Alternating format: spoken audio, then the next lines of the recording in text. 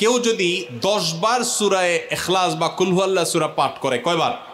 10 বার, রাতে দিনে যে কোনো সময় 10 বার যদি কেউ কুল হুয়াল্লাহ সূরা পাঠ করে, আল্লাহ নবী সাল্লাল্লাহু আলাইহি সাল্লামের হাদিসে ওয়াদা রয়েছে আল্লাহ তাআলা ওই ব্যক্তির জন্য জান্নাতে একটা বিশাল প্রাসাদ নির্মাণ করবে। দুনিয়ার কোনো প্রাসাদ না ভাই, পামজমারার প্রাসাদ না ভাই, এটা কোনো দুবাই বা পৃথিবীর কোনো গুরুত্বপূর্ণ জায়গার লোভনীয় কোনো আকর্ষণীয় কোনো জায়গার প্রাসাদ না ভাই, জান্নাতের প্রাসাদ। দুনিয়ার প্রাসাদ রেখে চলে যেতে হবে, জান্নাতের প্রাসাদ যে একবার পেয়ে যাবে অনন্ত অসীমকাল পর্যন্ত আর তার সেখান থেকে বের হতে হবে না, তার থেকে ছুটবে না। আল্লাহ আমাদের সবাইকে ফজিলত অর্জন করার তৌফিক দান করুন, আমিন।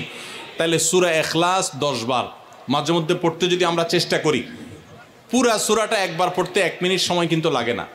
কুল হুয়াল্লাহু আহাদ আল্লাহুস সামাদ লাম ইয়ালিদ ওয়া লাম ইউলাদ ওয়া লাম ইয়াকুল লাহু কুফুয়ান আহাদ। কয় সেকেন্ড সময় লাগছে? 20 সেকেন্ড, 25 সেকেন্ড।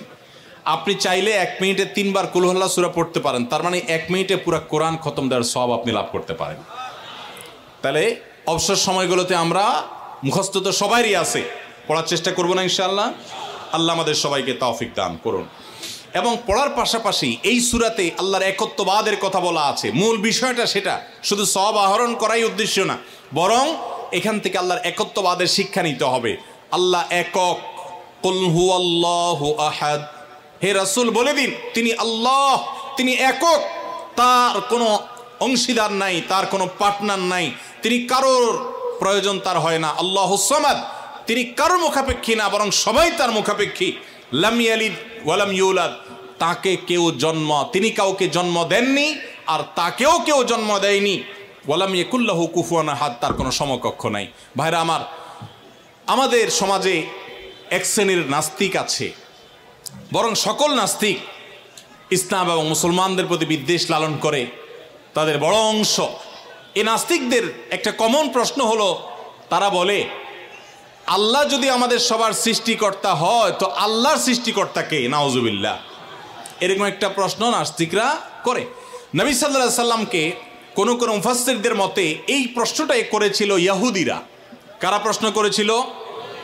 ইহুদিরা। সেই জবাবে আল্লাহ তাআলা এই আয়াত নাজিল করেছেন এবং জানিয়েছেন যে আল্লাহ তিনি কারোর জন্ম দেওয়ার মুখাপেক্ষী নন, তাকে কেউ জন্ম দেয়নি, তিনি কারোর মুখাপেক্ষী নন। এখন প্রশ্ন হতে পারে, আচ্ছা আল্লাহ তাআলা তিনি আমাদের সৃষ্টি করলেন বুঝলাম, তাহলে আল্লাহকে কে সৃষ্টি করলো, যেটা নাস্তিকরা করেছে? এই প্রশ্নটা একটা অমূলক প্রশ্ন এবং ভুল প্রশ্ন। এই প্রশ্নটা একটা ভুল প্রশ্ন। কিভাবে ভুল প্রশ্ন? আল্লাহ তাআলা কি সৃষ্টি না স্রষ্টা?